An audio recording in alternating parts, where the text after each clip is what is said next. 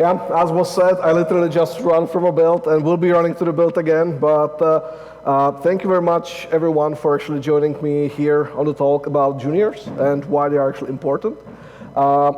Before we jump on it, let me talk a little bit about myself. And this time is going to be probably the first time ever when it makes sense, because it's actually to the topic. So as was mentioned, about 15 years in business, in industry, and about 10 years in a management or leadership roles. Since my first place, I've been actually placed straight ahead to, you know what, you will get a junior team, you will get interns, you will get guys who are freshmen straight from the school, no experience.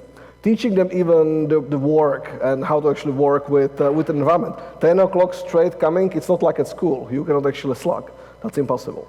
So since basically the beginning in 2K, I've been helping others to grow to their positions, went from 2K to Remedy when thanks for people like Matthias, Middleton, or others, they've been actually very proactive in their work with juniors and working with junior teams.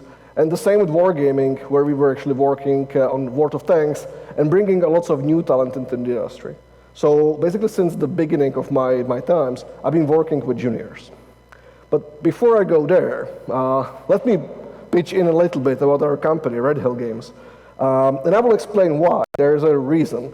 It's a little bit about bragging, of course. We are a new company, so we have to, and it's sort of my job. But at the same time, there is a reason for that.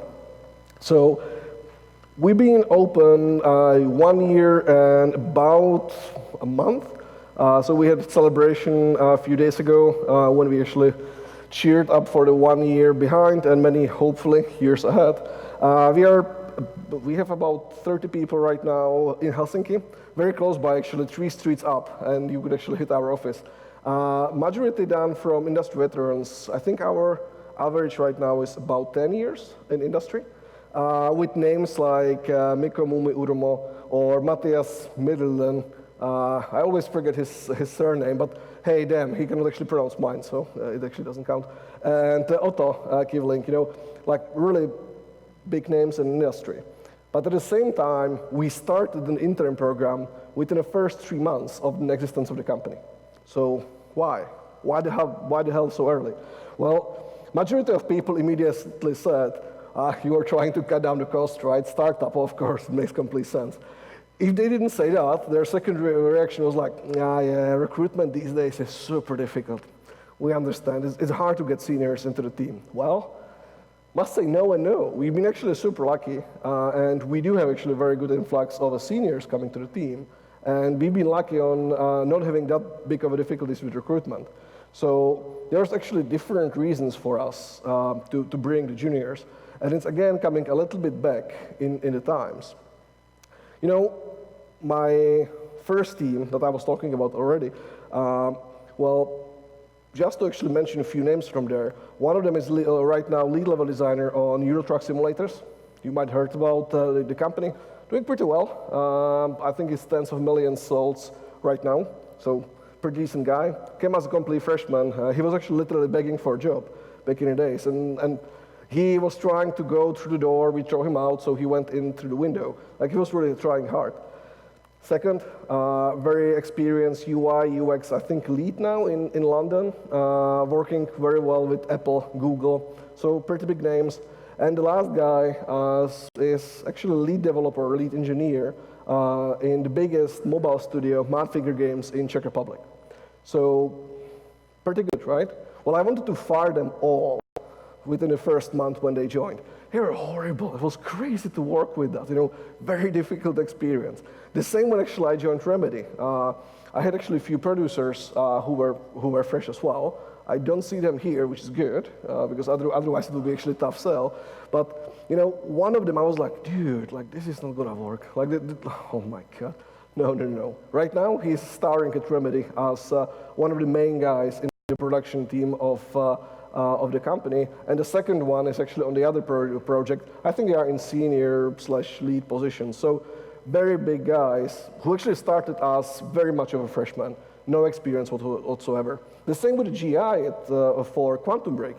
It's being actually developed by a guy who did that as his bachelor degree, and then he continued at Remedy, working and developing GI forwards I think he finished PhD title by shipping Quantum Break and proving it as his system. Pretty impressive lineup, right? Pretty good guys. I think it's good reason to actually start considering, hey, the juniors are maybe not exactly a horrible thing to happen. Well, before we start to get excited, let me actually summarize what are the good things and when you should actually not consider this. So I'm actually using this built on seniors, bet on juniors as a sort of a running client throughout the companies. And I built these four sentences when I was working at Wargaming in Minsk, and they had 0 juniors, 0. Even a QA team, they had a minimum of 3 years of QA to join. It was like, guys, this is not working out, like we have to have a juniors, no way. Like they basically sent me to hell, no fucking way. You are not bringing juniors to our team, we have to have production ready guys, capacities, they must be ready. Like why are we even talking about it? So I wrote down these 4 reasons that are for me very important, and especially the first and last one. So first and foremost, they're actually the fresh eyes on a project. After a certain amount of years, and I'm not sure if it's happening only me or if it's your experience as well, our eyes sort of get blurred. We settle our ways, we have tried some things in the past, and now it's actually not working in our head because we have tried, doesn't work, don't bother me with that. Well, these guys, they are actually coming and again breaking all the rules. And you might hate them for that. And heck, my first lead, he hated the guts of me. And when I spoke with him a few months ago, when we were actually chatting about some position, he was like, dude, I wanted to fire your ass during the first month. You were such a pain in the ass. And I was. Believe me, I was. But I was exactly that, New eyes, thinking I can actually destroy the war, can rock the boat and actually bring completely new, fresh ideas. Well, it's good to have that. And I can really say that at Red Hill, I've really benefited because the guys are coming with completely different opinions. We've seen a lot. We've seen it going wrong or going well. They can actually, again, ask the questions, but this time with a little bit different pedigree. I love that. And they are really pushing the boundaries of what you are doing. They are really trying hard to push us, the old guys, to actually try again the old things, or actually try things that never actually came to our mind. The third, which might sound weird, but they are your new source of HR or recruitment opportunities, especially for the recruiting leads here or let's say HR people. It's actually handy to get the new pipes. We have our networking clients and we have our pointers in the business and industry, but these guys are coming from completely different environment. You probably don't know anyone from their side. When I got actually the latest addition to our intern team, Tien, he was like, what is the IGDA thing? We're actually not meeting there. We're actually meeting on this other party when actually only BI people are coming. I was like, what? Never heard of it. Yeah, everyone is going there. What is usually the age? Well, everyone up usually 22s to 18s, teens, teenagers. I was like, so everyone, I got you. We don't know these things, come on, I'm on Facebook, and when they first time showed me Discord, I was like, holy crap, what the hell is this?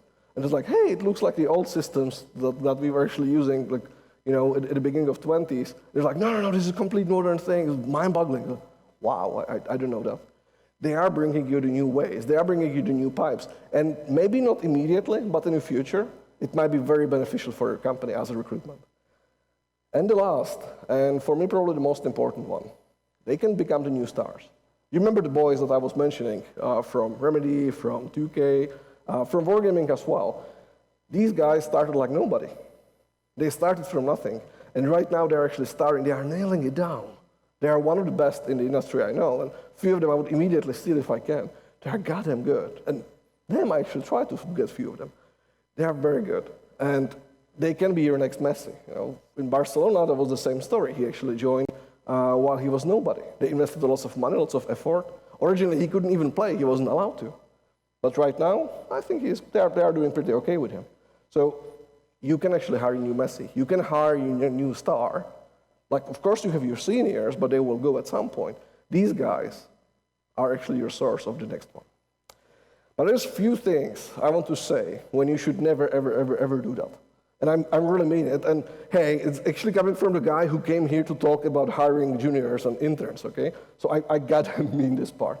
So first of all, if you believe that it's just cheap labor and that's it, do not hire them. They are not cheap labor. Frankly speaking, they can be even quite expensive. And if you hire them with that in your mind, you are failing yourself. And frankly speaking, you are failing them as well. They are not that, like they are cheap at the beginning, but okay, so let's count. Especially for startups, and I'm not sure I see a lot of Remedy, Control, Supercell, Rovio hoodies, so probably not that actually for you guys, but for us as a startup, the PC, software, hardware, it's actually quite significant cost. So even though he is a cheap guy, well, is it really? Like for the start and for the first month, it's not cheap, it's actually quite expensive, almost as expensive as the other guys. And they are definitely not going to bring your productivity at the beginning. You are not hiring them with like, hey, so now we hired a junior or intern, he is good, so he can start modeling, our productivity will double. No, actually it will be almost the opposite. Like you will lose a little bit of productivity. I know, sounds horrible, I will get there, but it does actually decrease the productivity. Unfortunately, you have to teach them, you have to train them. You are not getting them for the gain right now. You are getting them for the gain in a few months, few years, down the road. If you think they are easy to manage because they are not that high maintenance, they will shut up because they are new, and you give them the opportunity. So why would you even take care of them? Well, no. As I said, I was actually teaching my guys, hey, you have to come at 10 o'clock. I know at school they were saying you have 15 minutes here and there, it's fine. The professor will not care. Well, if we have a meeting at 10, we have a fucking meeting at 10. So please be here. We are working, okay? This is not a school anymore. You are maybe surprised, but I have to teach this a lot to some of the interns, and you will have as well. And the last, which I'm hearing the most from people who are saying, hey, we will never hire juniors or interns again, is that they think that they will stay just because someone actually brought them to the industry. This is the most common reason I'm hearing as a negative thing of interns. When someone is saying we tried and it failed, I would say more than half of the times is this sentence. Well, we spent all the time, all the money on them, and they just fuck off. Like, look at them, they are horrible people. Well, are they? I would actually say they are probably pissed off on the company for some reason. I would say the company was the reason why they fucked off. Because even though you are bringing them in, you are bringing them in exactly for the reason, for their passion, for the drive, for all the reasons you want them, they probably left. Because if you don't give it to them, if you just throw them into the meat grinder, and they are just going and going and going, and you will not let them grow, if you will not give them a career path, if you will not give them progression, of course they will stop. They're at the beginning of their journey. And especially when you hire them, they might already know that they are pretty goddamn good, because you filtered them, right? So they know their value, and they will know the value more and more and more. So you have to take care of them. It's not that they will be just staying there just because. Okay, so enough of me blubbering, and I will blubber again, but this time a little bit more to the topic, okay? In the next part, I will be sharing with you the lessons from basically the beginning all the way until the end. Every step of recruitment and maintaining the people. So let's start with the first one, before you even start. So let's say you came tomorrow into the office and it's like, hey, I was talking with a crazy guy called Miloš from a small company, Red Hill. He had this awesome idea. I think we should try it out. And the manager, from some reason, will say, hey, that sounds amazing. Let's do it. Exciting. Okay, let's start. So what should be the first thing? Well, first and foremost, you have to pick the right mentor, the guy who will be helping these people to grow. And I'm not talking about the best artist. I'm not talking about the best programmer or the best producer. Frankly speaking, these are usually the worst mentors for these guys because for them it's super easy. From my past experience at Wargaming, there was actually one guy who always, when he was presenting something or explaining something, he was just like, yeah, you do this, this, and that, and he would leave. And I was like, why? Like, I didn't get it at all. And then I went to him, like, hey, can you tell them a little bit more? Can you explain? Like, this is obvious, of course. Like, everyone understands this. They are not stupid. They already know. And then the people are like, why? Like, what exactly happened? Well, usually the most talented people, they are not great mentors because they got everything already. They know it super well. They are very good. For mentors, I'm pretty occasionally picking up the guys who are mediocre, who are pretty okay. They're actually good at what they are doing, but they didn't get it from a God. It wasn't something that just came like this. They had to fight it through. These are the best guys. These are the best mentors. People who want to share, people who want to talk, people who are not that introvert, people who want to socialize. They are the best guys for this new upcoming blood. So pick them, because they will help you up the road. Second, take your recruitment seriously. Of course, when we are hiring executive producer or lead engineer or let's say creative director, X rounds, everyone is talking to them, very long process. Then when we are hiring trainee or intern, well, one talk in a hallway, 10 minutes, he's in, right? Well, no, don't do that. Again, think why you are hiring him. He might be your next star. For when we opened the intern position for art at Red Hill, we got about 100 in the emails from various people of various skills around the globe to join our company. And we had to really go through them. And you can ask Martin Vien, our lead environment artist, how he went through them, and he grilled them like a motherfucker. You couldn't believe it. He was driving them crazy. It was awesome. But guess what? He actually picked two so strong guys that at the end, when we were deciding which one will actually continue, we couldn't almost decide. They were so goddamn good. But he spent a lot of time, lots of serious time, because he knew that these guys might be next to him down the road, like 2-3 years. They might be saving his ass on the production line in the future. And if he will pick wrong, well, did it actually make sense? He had a reason why he hired them, right? And plan a work of that guy according to that. If Martin will tell me, hey, it takes me a month to make a level, well, guess what? It's not going to take him a month after he will have 1, 2, 3, 5 interns on his ass. Of course not. He will have to spend some serious time with them. If you will give him the same time, he will fail, for sure. You need to give him a time so he can spend it with the guys. He needs to actually invest into them. So I would never give him the same amount of time like before. I would actually give him much more, just so he can spend some quality time with the boys. And the one that is sort of just on a back burner of my head, when I was writing this, maybe you want to start with more people, maybe with more interns. The reason for this is that you were already going through all the hell of looking through them, teaching them, training them, explaining them all the systems. Well, if you take 3 and you need 1, well, 2 can fail, 1 will actually pass through. It's much better for you because you don't have to do it again for the 2 others. Especially if you are considering, and if you have no budget restrictions or restrictions on the time, I would always say, get more. It will actually be helpful for you. The mentor will have less time. They can work together as well a bit better. So maybe one gets something so he can teach it to the other one. It's better. It really works better. So you decided, you hired the guys, you found your perfect mentor, you got the best guys on the market, hours and hours spent. So first day, they came to the office. So what first? Well, I would actually give them a breather. I would give them some serious time to decompress.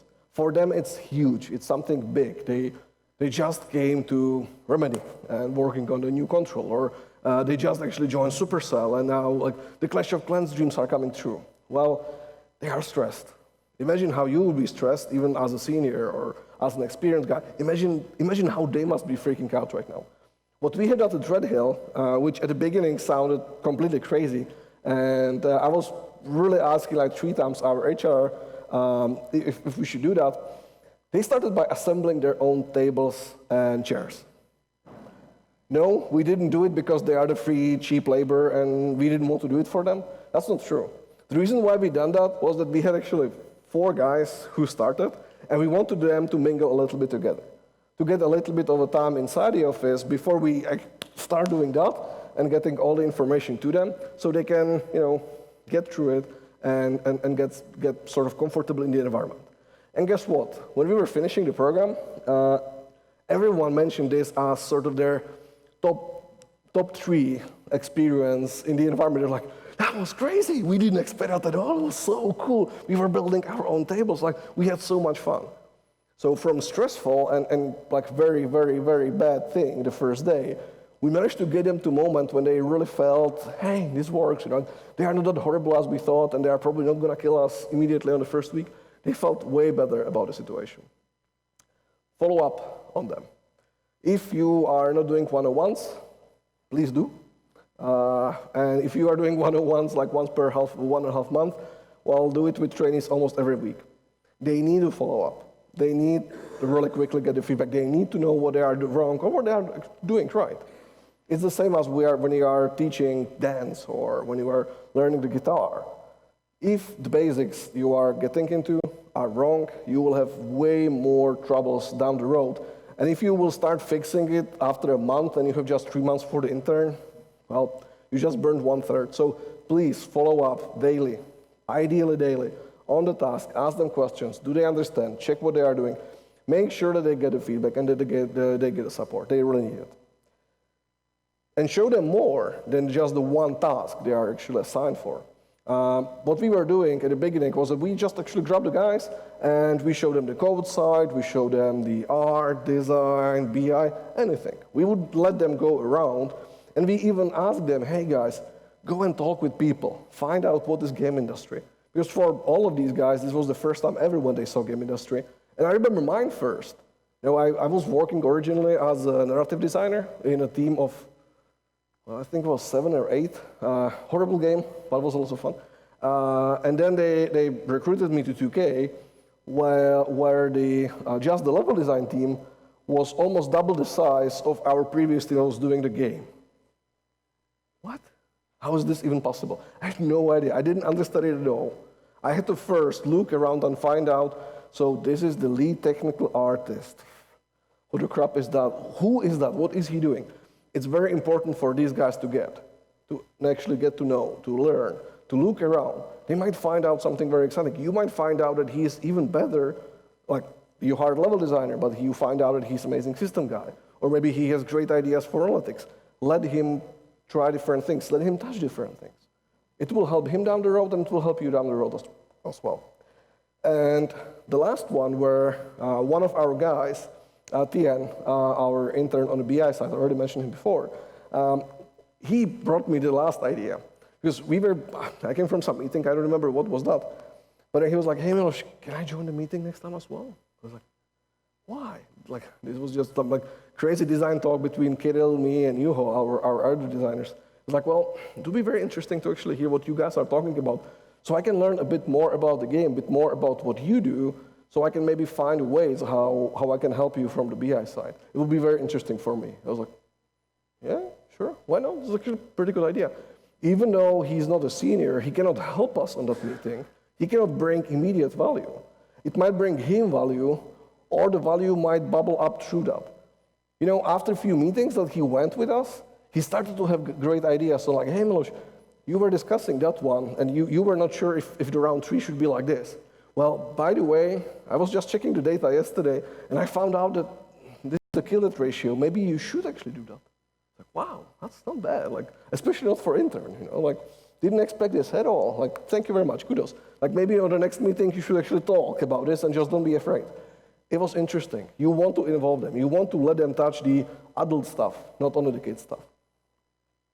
Okay, 3, 5, 6, I don't know how many months pass through, and you are on the moment when you are deciding. It's the moment of the truth. Are you keeping these guys, and do you continue with them? Or are you looking for a new batch, new talent that you will get out? Well, these are the 4 questions I ask from my boys that I always go to when they're asking, like, hey, I'm not sure. Or if I'm myself actually deciding.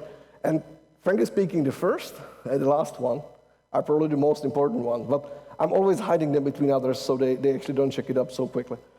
So number 1, how did she integrate? How are they within the environment? And to be honest, this is maybe a little bit of a company thing, but for me, even if I would have the most talented guy ever, the best guy, the star of the stars, but if he is an asshole, I will not hire him. We have very simple rule. If I don't want, or if I'm on an interview and I feel like, hey, I don't want to go with this guy on Friday evening for a beer, I'm probably not going to hire him. And again, as I said, maybe this is a bit more of a company. It's maybe a little bit of our style. Maybe we are crazy, possible as well. Decide yourself. But for me, this is very important. And if the people actually really fit in culturally and like on a people level, I believe they can do a lot. Second, how quickly they learn new things. Think about it from this perspective. If it takes the person to go from mobile to Max 3 months, and he had massive pain, as an intern, new guy, 20-something years old, or maybe older, doesn't matter. But if on the beginning of the journey, if they're already struggling to learn, you know how much they have to learn down the road? You know how much of a pain it's going to be for them to learn the more complex stuff that is just ahead of them, and they don't even know about. I don't know. I probably would rather pass, because it might not be for them. Maybe something else. Maybe we should actually look into different areas. Then, did they overperform? Did they deliver more than we expected? Well, people might say you are crazy. These are interns. And at the beginning, I said you shouldn't expect from them anything, right? So what the fuck I'm talking about? Well, you want your new stars. You really want the guys who are great, and this should be their chance.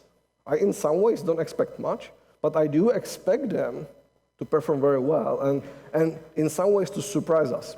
Like I was talking about a Tieng example, where he actually really did blow my mind by his ideas. They're amazing. That was exactly why I hired him. I was super excited. I was like, yo, it was actually a good guy. Perfect. Okay, good job well done. You want these people. You want the people who can surprise you by ideas, by fresh things, by pushing the boundaries, because that's why you hire them, right? And the last one that is connected on this one is their future potential. Is it going to be just your okay guy? Or is there potential for getting the Messi in your team? The guy who can, in the future, potentially drive the success of the company. Well, of course you can say, well, he's pretty okay, and we already invested into him a lot of energy and time. Why would we he's not doing bad. Why wouldn't we continue? Well, I thought that we started the intern program for grabbing the best, right? We want to have the best. That was the reason why we spent all the money. And I'm pretty sure there's actually more people waiting outside. I would probably bet again. I would go outside again, and I would try to find the next star. Because I want these. We already helped this guy, and frankly speaking, game industry. He will probably find a job like this, right? Like, there's so much opportunities right now that you help him already get in, he can carry on. But if you are really looking for the best, well, go for the best. Don't go okay with the, well, he's not bad. So, I was talking about they quit, we hate them because they betrayed us, and we gave them a chance. Well, this is the page. This is exactly the page which I actually want to get to. No, they didn't leave because they are just, bastards and they just sucked all of your money and energy, and now they can actually look for somewhere else. The thing is, you need to work with them afterwards. The main part of the work is just ahead, for them and for you. So look into their career path. Really work with them about what will be the next things. Teach them, keep them learning, keep them pushing the boundaries, keep them getting more, because these guys, especially when they are goddamn good, they are very hungry. They want to try more. The dude, I was talking about the elite engineer in Madfingers. When he joined, I was a horrible manager. I'm immediately saying, I apologize to all of my boys for being horrible manager in 2K, except one, he deserved all the shit. But the rest, they didn't. And I was actually really a horrible manager. And the one thing I noticed was that everyone wanted to do more. All these boys, like the lead engineer, he created a system that replaced all of the boys in the team in a year and a half. He was doing it outside of his work. He was going to programmers and, hiding behind my back the fact that he's developing a system that will auto-generate covers, which was originally the job for all the boys. He did it. 1.5 years, and Mafia 3 was actually the system where they used it first time. Well, pretty okay for a freshman, but he really wanted to. And you should let them go. You should help them to reach all of these new places and not just constrain them into the environment. And the last, which in my opinion is very important, is letting them try completely new things. Many of them came in the industry like, hey, I think environment art is exactly what I want to do for forever and ever. I will be building houses. And then 3 years down the road, he told us, hey, actually weapons are pretty cool. I like weapons. It's actually my thing. I'll be now making weapon production. Well, Pekka Järventaus is actually with us as a lead weapon guy, and he's doing awesome things. Originally, environment artist in previous companies, he found out his new love, what actually really, strikes him here, way many years down the road. You should always look into that. You should always help the people to look for new things they can try. Okay, so hopefully everything is done and everything is dusted. I think after the end, you are thinking, should I do this? Like this guy was explaining out all the crazy work we have to do for basically no outcome, right? He said that there is no production value. He said it's going to actually take our time. He said they will actually cost us even more in the down the road. So why the fuck should I do this? What is the reason? Well, let me be honest. We all started somewhere, and I don't want to play on your heart. I don't want to go to the feeling of judgment or feeling of guilt. No, it's not true. The thing is that for all of us, we had to start somewhere. And I really believe that in some ways, we should bring back, we should help the people outside to get the excitement what we are having. We should help them with a feeling of finishing the project, doing the cool stuff. I will never forget the moments when Microsoft told me, hey, you are gold with Quantum Break. I told them, give me a minute. The minute was about 20 minutes. When first I was actually running in a circle like a mouse and couldn't stop. Then I was running downstairs to my wife. I kissed her on the cheek, went back, and was running again for another 10 minutes, and I couldn't stop. That was the excitement. And then I was like, sorry, it might be more than a minute. I was like, yeah, fine, we actually saw you on camera. I was like, oh, God. But the feeling of the excitement, oh man, that was something. Or my first game when I saw it on Steam, with all the negative feedback, I'm like, you suck. We did. Deserved well. I agree with every single feedback they actually gave us. But still, the excitement and the haters and the pain and the guilt, I want other people to feel this. Because I really believe that this is what makes our industry unique. This is what makes our industry amazing. This is the reason why we are still pushing. This is, for me, the reason why I'm standing here and telling you this. Not because I want you to feel guilty. No way. It's just because I want other people like us to have the same fun, to have all of these emotions, to have all of these crazy experience to share with people 10 years, and we will be here old and actually staring just like, being there, seeing that, done that. I want them to have this opportunity. So please, especially when you are from bigger companies, let's be honest, the market is more and more saturated. There is actually less and less people. It's harder and harder to recruit. In some ways, this is our responsibility to help them as a leads, to make sure that we have new talent, to help them grab more people.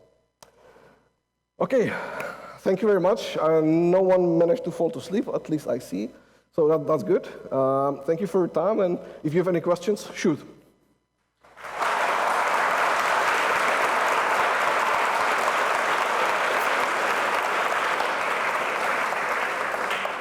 Brilliant, thank you.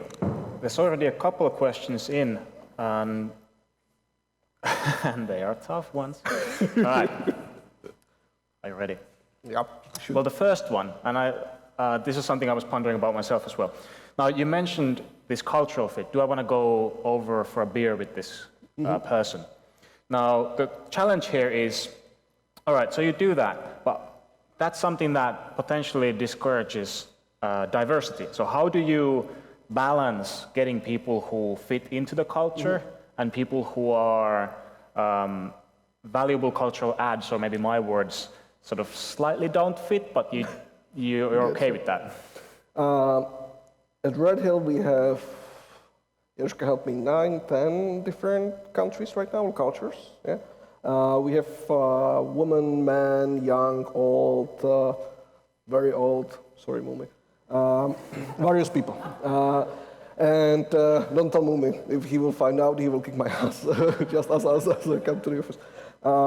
The thing is, it's not about diversity for me. It's more about, like, is it someone I might enjoy talking about different things? Iiro Hara, 25 years around, His main thing is he wants to talk about science. He's a scientist. He really wants to dig into that. On the other hand, we have people who are very...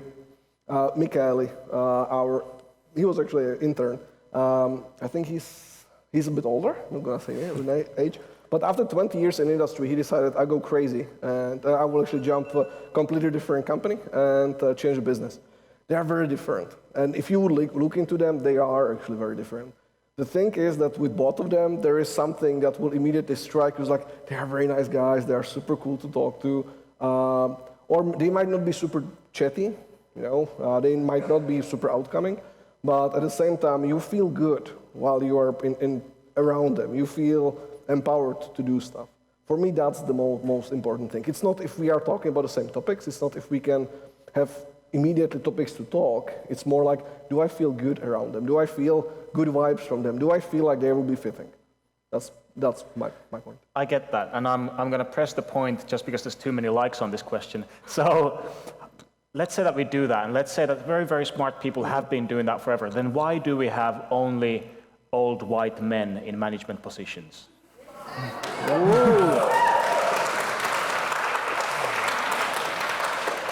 We are talking about juniors, and you are pushing me this way? Good. Like you already, guys. I like it hot too. Well,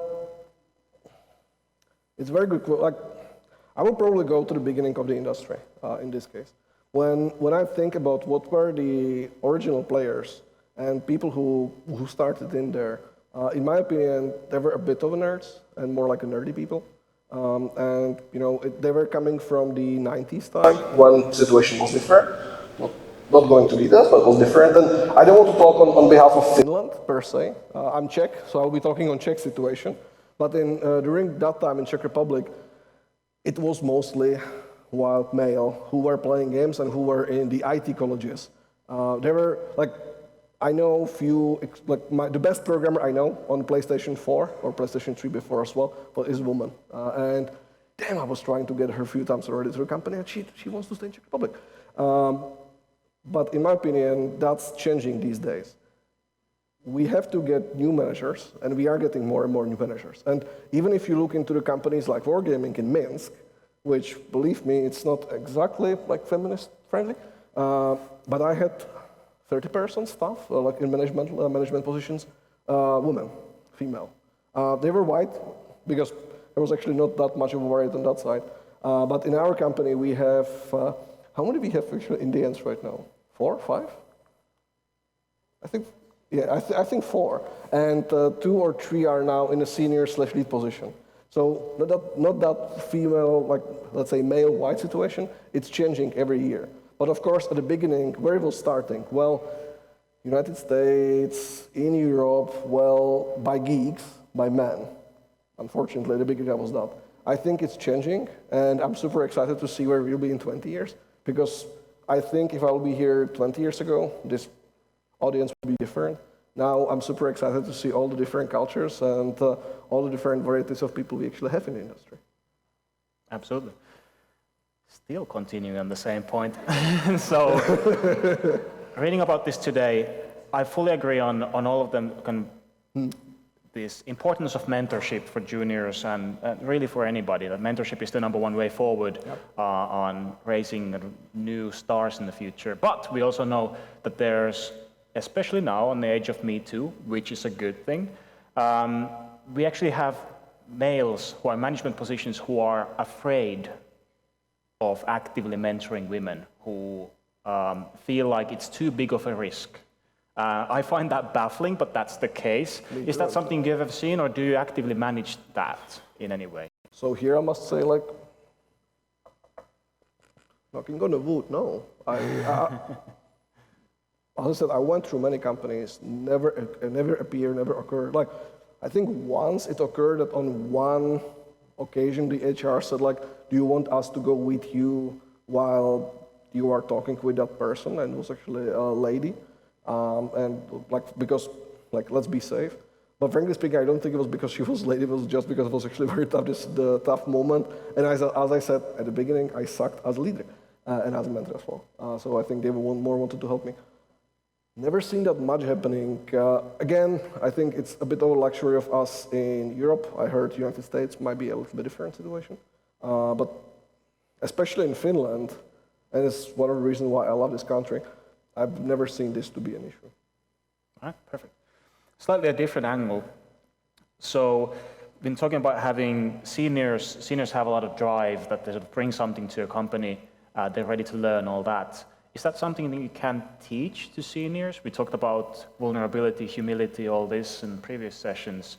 Is that something you need the juniors for, or can you spread that around? It's a very good question. I would say you... Okay, I'll be honest. I think this is... Everyone has that, or the people who had it before and who are in industry. Okay, I will tell this a little bit longer. So, a few years ago, when we were finishing Quantum, and let's say that we were not exactly doing 8 hours per day, I was coming very late after PG Connect, which is tomorrow, was PG Connect few years before, and 2 of my friends were coming and they were staying with me in the apartment, and they came from a party, and I actually came just from the office. And they were a bit tipsy, well, okay, they were drunk, and they were asking me like, why the hell are you doing this? Like, why didn't you go with us? Why are you spending all the crazy hours in there? I was so tired I couldn't answer, and I just said something in the line of, I don't want to talk about this right now, aka fuck you guys. And I actually went back to sleep, and for a few months I was thinking like, why? Why do I do that? And I actually find out there is a small flame somewhere here that never stops me. And I found out this flame to be something that, as a developers, as a creative people, in the game industry, it's a very common thing. It's the reason why people keep pushing. If you have the flame, you can go and you can be creative, crazy, and pushing. If you don't have that flame, I don't think you can do that. And I think what you need to do as a manager is to make sure that this flame exists and this flame is there and feed the flame. Because if the flame dies, we will stop pushing, we will stop being creative. And let's be honest, games is entertainment, right? If you want to get entertained, well, you should be entertained as well. Take a look on, if we're talking about Chris, who is standing right there, so I can use him for that. We were talking about it on Saturday, when I said, hey, take a look on paper, please. What can, like, logically speaking, what can be more boring than stamping freaking passport? Like, hands up who wants to do that every day at the office? Yeah, well, okay, our admin support, yeah, sure. Well, she does that actually really every day, but it's not exactly an exciting thing. But Paper Please, in my opinion, is one of the most creative and most fun game on the market about so crazy, boring topic that you can imagine. Just because the guys were having so much fun, they were so creative, they had so much of the drive, of the flame inside, they were able to make something like this. So the great thing of us as a manager, which we should be always taking care of, is that flame. Because that flame is your creativity. That's the reason why the people have a tendency of pushing. And more you motivate, more you mentor, more you work with people, more you give them stuff I was talking about, there's a higher chance that the flame will never die. Excellent. Got time for one more question. I'll pick this one. There's a few different takes on this. So what do new junior teams that are mostly juniors or maybe only juniors have to prove? What do they need to do to attract the interest from senior people, from investors, and so on? Wow, that's almost, I would say that's maybe even harder than the first one. Wow. I would say hunger. Like if some junior would come to me and want money or want me to go to them, show me your hunger, show me your passion, show me you tried something. The one thing I didn't mention while about the recruitment, what I always do, because I'm usually recruiting designers, if the designer comes just like I have these all of crazy ideas and like I want you to hire me for that, I will tell him thank you, no. If he will come as like, hey, I actually made all of these crazy indie projects and I joined all of these startup activities and I did all of these hackathons and hey, they are the games, that's the guy I want. Because he already tried to do something. He was pushing. And I think that's the most important for me, even from these small teams who are starting. I always hate when someone comes to me and is like, hey, Miloš, we need the money, we have a great idea, we will take Oblivion, then a little bit of Red Dead Redemption, and mix it with Clash of Clans. And like after, this is gonna be the best seller ever. I was like, huh, yeah, well, good luck, have fun, like, bye-bye, see you never. You want the people who are pushing, who has something to immediately show you. I want them to prove me that not only that they want that, but they are happy and willing to, put the blood and the sweat for all of this. Because game industry is not the easiest job you can take, and they should prove it beforehand. Absolutely. Okay, that's all the time we have, but there are more questions, so please do follow up with him, because we're going to take about 10 minutes break, and then we'll follow up with our final Flash Talk session. So thank you, Miloš. Thank you very much, guys.